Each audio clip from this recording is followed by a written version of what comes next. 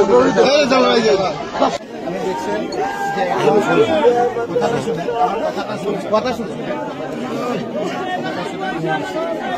Election কি চলতেছে কি চলছে এখন আমি কিছু কইম ভাবিছো কিন্তু যেগুলো মানুষের বিভিন্ন মানুষ আছে তার দায়িত্ব আমরা নিছি আমার সরকার আমি সবাই সব ভাঙি দিছে আজি আমি পানী গাঁৱত এটা ধ্বংস হলে না সব পুখুৰী পানী এনে খাবলগীয়া হৈছে আমাৰ পানী লাগে সবাই ঘৰে পানী পাইব খাওয়া দাওয়া আমি যোগাৰ কৰি দিম আৰু ত্ৰিপাল আমি আহোঁতে পুলিচ আমাক বাধা দিছে কালি কিন্তু বাকি দলবিলাক আহিছে তেহেঁতক বাধা দিয়া নাই এই দুখীয়া মানুহসকলক এইটো পানী দিবলৈ এইটো খোৱা বস্তু দিবৰ কাৰণে আজি অসুবিধা কৰিছে মানুহসকলে আজি কোৰ্টৰ ৰায় মানা নাই চৰকাৰখনে গতিকে আজিতো আপোনাৰ উভতবোৰে নাচিছে ঠিকে আছে মুখ্যমন্ত্ৰীটো কৈ দিব যে মইতো যিখিনি নিয়ম কানুন মানি পেলাই কৰিব দিয়া কৈছিলো কিন্তু যিসকল বিষয়াই সেই হাইকোৰ্টৰ বাধা থকা সত্ত্বেও ষ্টে অৰ্ডাৰ থকা সত্ত্বেও হাইকোৰ্টে এটা আপোনাৰ নিয়ম মানি দিয়া পিছতো সেইখিনি যদি নটিচ নিদিয়াকৈ আপোনাৰ যিখিনি কৰিছে সেইখিনি আজি অৰাজকতা হৈছে এই মানুহখিনি আদালতৰ ওচৰত যাব আজি নহ'লেও কালি আপোনাৰ বিচাৰ পাব এই বিচাৰত আমি আইনৰ সকলো ধৰণৰ সহায় কৰিবৰ কাৰণে আমি প্ৰস্তুত আৰু এই লোকসকলক যদি যিসকল ভূমিহীন সেইসকলক সংস্থাপনৰ দায়িত্ব আমি ল'ব লাগিব সেইটো আমি ল'ম সংস্থাপন আমি দিব লাগিব তেওঁলোকক ঘৰ দিব লাগিব ক'ত থাকিব মানুহখিনি পেটৰ ভোকত কলমলাই আছে সেইকাৰণে আমি ইয়াত আহিছোঁ মোক আজি আহিবলৈ দিয়া নাই 8 বজাতে মোক কৈছে ইয়াৰ পৰা যাবগৈ লাগে আৰে মই ইয়াত মানুহ আকৌ বিভিন্ন ক্ষেত্ৰত আপোনাৰ যিসকলে এই তেওঁৰ কথামতে চলা বিধা কৰে সেইসকলে আকৌ আপোনাৰ যেন আমিহে গভৰ্ণমেণ্ট আমি গভৰ্ণমেণ্ট নহয় গভৰ্ণমেণ্ট আজি বেলেগ গভৰ্ণমেণ্টেহে ভাঙিছে সেই গভৰ্ণমেণ্টে ভাঙা মানুহখিনিক তেওঁলোকৰ পক্ষ লৈছে কোনে লৈছে কি নাই আজি মই এইখিনি কথা ক'ব খোজা নাই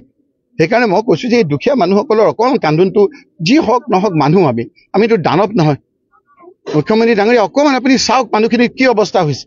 নিথৰুৱা হৈছে এনেকৈ নাখাই নবৈ মৰিব সেইকাৰণে আমি কৈছোঁ যে অলপ পানী দিবলৈ আমাক দিয়ক আমি অকণমান আপোনাৰ অন্ন দিবলৈ দিয়ক খাবৰ কাৰণে আমাক অলপ সুবিধা দিয়ক বাকী কথাখিনি গোটেই অঞ্চলটো চোৱাৰ পিছত আপোনালোকৰ গোটেই কাগজ পত্ৰৰ সৈতে আমি মানুহখিনি নিশ্চয়কৈ আমি ন্যায় কাৰণে আমি চেষ্টা কৰিম আৰু আমাৰ চৰকাৰ আহিলে মই কথা দিছোঁ যে যিসকল প্ৰকৃত ভূমিহীন অকল ইয়াতে নহয় আজি কাৰ্বি আংলঙত গৈছোঁ তাতো হাহাকাৰ 40,000 ট্ৰাইবেল মানুহৰ আপোনাৰ ভূমি লৈ গৈছে গতিকে এই মানুহখিনিক সংস্থাপন দিয়া চৰকাৰৰ প্ৰাৰম্ভিক দায়িত্ব সেইখিনি আমি দায়িত্ব লৈছোঁ আমি ভূমিহীন লোকসকলক মাটি আৰু ঘৰ বনাই দিয়াৰ লগতে সংস্থাপন দিয়াৰ কথাও আমাৰ দায়িত্ব আছে ভূমিহীন মানুহখিনিক তেওঁলোকে একেটাকৈ মাটি দিছে বজাৰৰ গাত তাতে মানুহখিনি যাবলৈ আপত্তি কৰিছে মানে প্ৰথমে তেওঁলোকে যিটো উচ্ছেদ কৰিছে সেইটো বৈধ নে অবৈধ আমি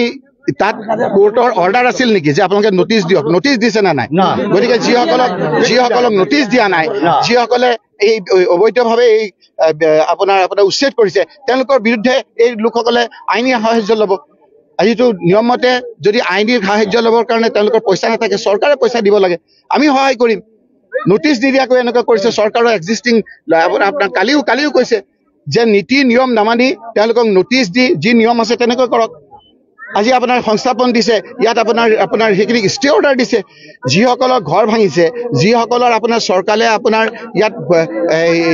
পাট্টা দিছে যিসকলক আপোনাৰ চৰকাৰে ইয়াত মাটি দিছে সেই লোকসকলকো ভাঙিছে যিয়ে কালি ষ্টে অৰ্ডাৰ দিছে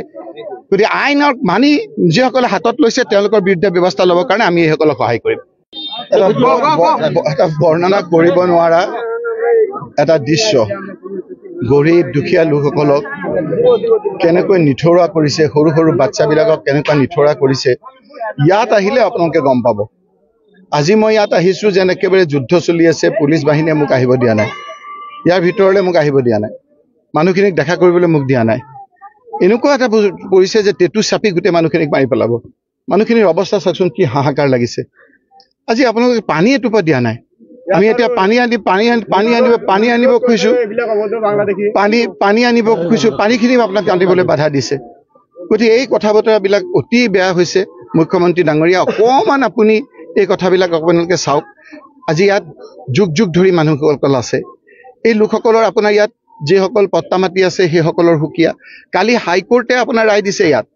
যে যিসকলক পট্টা দিছে সেই পট্টাৰ মানুহসকলক কোনো ধৰণৰ আপোনাৰ উচ্ছেদ নকৰিব প্ৰপাৰ আপোনাৰ যিটো চিষ্টেম সেই চিষ্টেম বাদ দি হাইকোৰ্টৰ অৰ্ডাৰ মানা নাই কৈছে যে নটিচ দিব লাগে নটিচ দি 15 দিনৰ ভিতৰত নটিচ সিহঁতে তেওঁলোকে কোৱাৰ পিছত এটা নিয়মত আপোনালোকৰ উচ্ছেদ হ'ব কোনো নিয়ম কানুন মানা নাই আৰু সেইকাৰণে ইয়াৰ মানুহসকলেও আপোনাক মোক কৈছে যে যিসকলে নিয়ম মানা নাই মুখ্যমন্ত্ৰীৰ কথাতে হওক বা যাৰ কথাতে হওক ইয়াৰ যিসকল বিষয়া এনেধৰণে কৈছে তেওঁলোকৰ ওপৰত কণ্টেম্প কেছ কৰাৰ কথা কৈছে আজি নহ'লেও কালিতো ব্যৱস্থা হ'বই বিষয়াসকল এনেকৈ আপোনাৰ অমানৱীয়ভাৱে নিয়ম কানুন নামানি হাইকোৰ্টৰ অৰ্ডাৰ নামানা হৈছে। মই আজি আপোনালোকক গোটেইখিনি ঘূৰি আকৌ মই আপোনালোকক গোটেই কাগজ পত্ৰ দেখুৱাম কেনেকৈ হাইকোৰ্টে কৈছে যে আপোনালোকে বৈধভাৱে এই মানুহসকলক সংস্থাপন নকৰাকৈ আপোনালোকে ক'তো তেওঁলোকক নেখেদিব। যদি আপোনালোকক এই মাটিখিনি আদানীক দিবলৈ দৰকাৰ হৈছে তেতিয়াহ'লে এই দুখীয়া মানুহসকলক আপোনালোকে এইটো এটা প্ৰাথমিক দায়িত্ব চৰকাৰখনৰ। এতিয়া চৰকাৰেতো এটা উপলুঙা কৰে, চৰকাৰখনে আপোনাৰ বিভিন্ন ধৰণেৰে আপোনাৰ এই মানুহখিনিক উপলুঙা কৰে। এইখিনি যেন মানুহে নহয়। কথা কি সেইটো বুলি কম, কিছুমান মানুহক আকৌ উচতাই দিছে, কিছুমান মানুহে কথা ক'ব পাৰে, কিছুমান মানুহে নোৱাৰে। আমি